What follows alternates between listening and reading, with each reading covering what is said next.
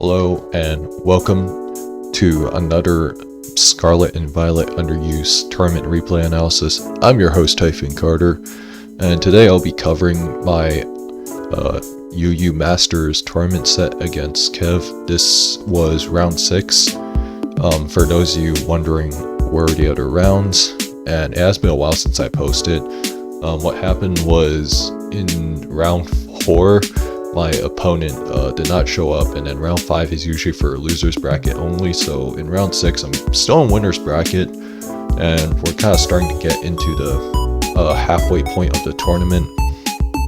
I'm playing Kev here, and Kev is a solid player. He's one of those guys who kind of plays a little bit of everything. He's also the monotype tier leader, so there's also that going for him. Regardless, as for the actual match, here in game 1, I decided to bring a Gengar team with a Dragon Dance Salamence with Moxie.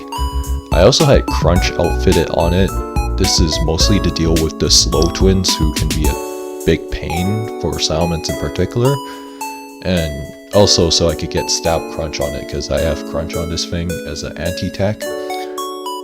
Here I also have Shift Gear Toxtricity, which could be a really good cleanup on in the late game, or just like breaking through stuff halfway, and Quagsire Screamtail is just kind of my two main glues, and then Slitherwing as a pivot. On Kev's side, he has Slowking, Talonflame, Wo-Chan, so a nice Fire, Water, Grass defensive core. Sandy Shocks and Iron Juggless look to be their main forms of pressure, but you know, there's also Tinkaton, who most likely is the rock setter. Let's just go into this. Here I lead off Slitherwing, you know, fairly safe choice. I immediately dip out because I don't want to deal with Hurricane in particular. And he brings out Tinkaton.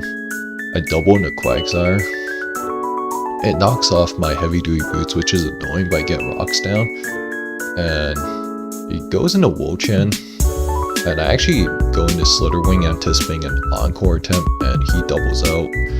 I get a free U-turn off here, off of this Tinkaton switch. Oh wait, no, I actually went for Wild Charge here, trying to catch the Talonflame switch in, but here I stay in. At close combat, I'm able to destroy the Tinkaton, but Kev now knows not to bring Talonflame into a game. He goes for Hurricane, and it's specs boosted. You can tell this by a couple things. The first being the fact that it took rocks damage, and here it future sights his Slowking, and I actually decide to wish again because I know I'm gonna take future sight damage, which is perfectly fine for me. It will whiz here again. I'm perfectly fine with this, and like I'm content with taking that kind of damage. While Talonflame here is just wisping, I'm just trying to get it to get out, which it does exactly that. And I Dazzling Gleam again, you know, because like Screamtail can kind of sit on this whole team very comfortably for the most part. And then here I decide to bring in Salamence. He brings his Sandy Shocks, so I dip out because I don't want to mess around. Also scout out that Terra Ice, which a Screamtail does comfortably. It's also worth noting that especially defensive Screamtail really hard wall Sandy Shocks. So that's like a very nice thing about Screamtails. And you know, cause Sandy Shocks can't really do anything. And we also know that it's boots because it took no hazard damage.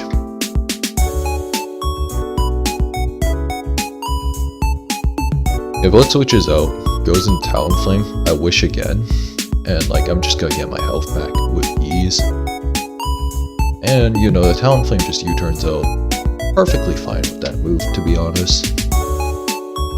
And it actually Brave Birds here, probably trying to catch the Salamence switch in. Because Kev still doesn't know what my Salamence set is at this point in the game, and here I try to go hard Gengar, anticipating a U-turn, but here Kev is able to tell that, oh, this thing is probably something else. And I actually Dragon Dance here. The reason I actually did that, even though like Slowking could have been carrying Ice Beam, it's that I know that most Slowkings run like Future Sight, Chilly Reception, and then Slack Off, and then its last move is usually something like Surf.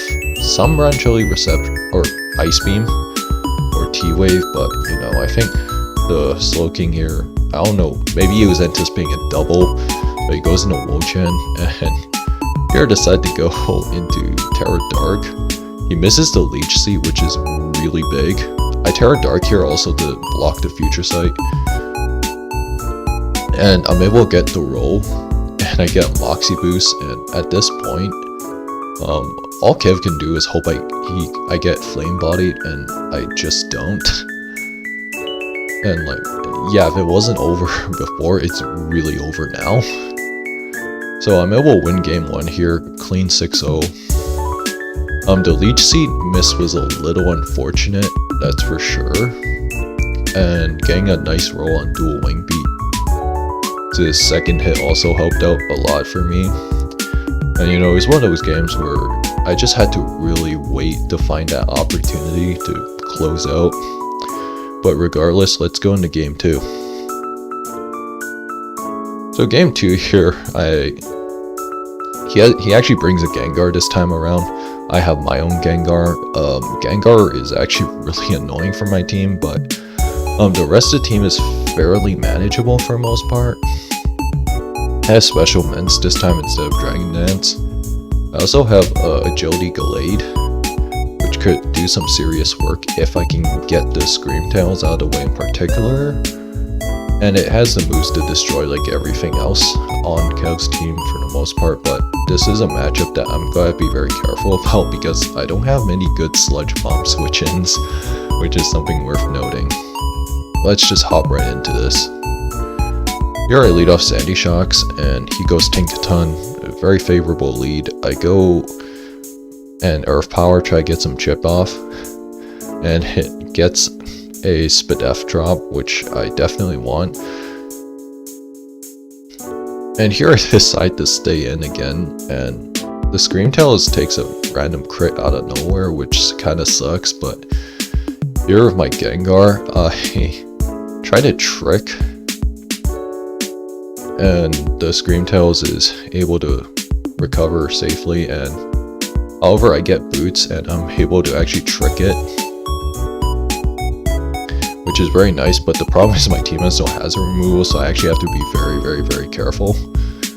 The Tinkaton here is able to come in on a Brave Bird, although it takes 40 free, so it can take another one and like screw my Staraptor over. I don't get the roll here, which kind of sucks, but I think in hindsight this is kind of a poor decision by me to Terra Fly. This is mostly because I now don't have an actual good switch into a Shadow Ball because I lost my immunity, and then my Sandy Shocks goes down, which is really annoying. I go into Salamence just trying to get something going. In all honesty, if this was Dragon Dance Salamence, I think I could have been able to get like an Iron Head off, like get a Dragon Dance Iron Head and then try to win the game from there, but it's Special Mints, which is kind of annoying. This matchup's just not great for me. And I even get Thunder Wave, which is so annoying. With that being said though, like, he goes into Gastrodon, I Shadow Ball. I try to Shadow Ball again, just spamming it. And he goes for a Sludge Bomb, and, you know, I'm able to take it out, but the problem is I can't die to his Gengar, and I just can't do anything about that Scream Tails, which is so annoying. And then now the Gengar like Terra Ghost, and the problem is that I basically lose the game because like now I actually can't hold it off, which is like really inconvenient. And like I'm kind of in this damn like and you're just screwed, and if you don't do it, you know, you're just also done for. Yeah, honestly, I think more than anything, like looking at this, I was just so disappointed in my own team choices. Like, it's also taunt too, which like doesn't help matters at all, and like, you know, I basically just lose the game. Yeah, it was kind of frustrating for me, like, team choice wise, because the Gallade I brought was Adamant and not a Jolly, which I'm very disappointed in myself. But going into this, I still had game 3, you know, so let's just get right into that. So we have game 3 here. I bring a hyper offensive team, while Kev has kind of a more balanced type of team here. Going from, you know, it's a matchup that is okay. Gastrodon's a little annoying but my Mimikyu is Wood Hammer. The Palmot can be annoying if it's Scarf, and like Salamence, Tyranitar, those are, again, like, these are all stuff that I have to respect, but nonetheless, let's just head right into this. So again, I elite Sandy Shocks, elites Tyranitar. I Earth Power, which I'm very content with doing.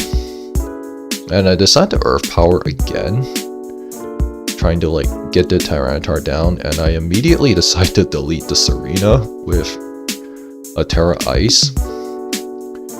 Although this now leaves me in kind of an awkward situation where, like, I just want to get rocks down. I think in hindsight, doing that was just not a good move by me.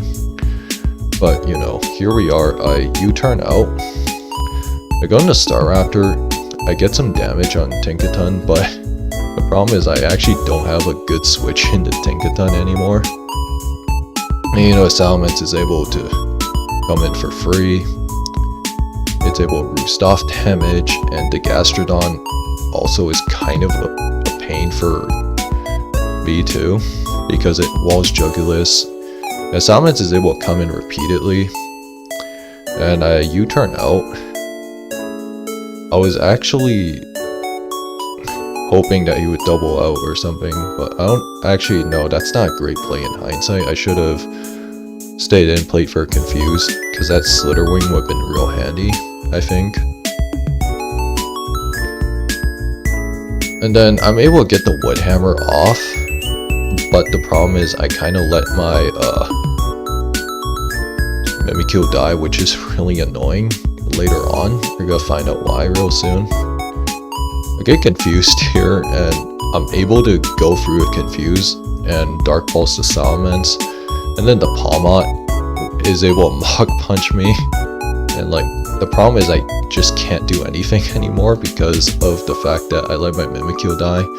I think this was a game that I should be able to win, but I made a lot of unforced errors.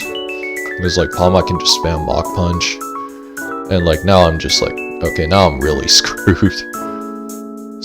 And you know, because looking back on this game, I think letting the Sandy Shocks die, like just getting greedy of rocks, that's just not a great play.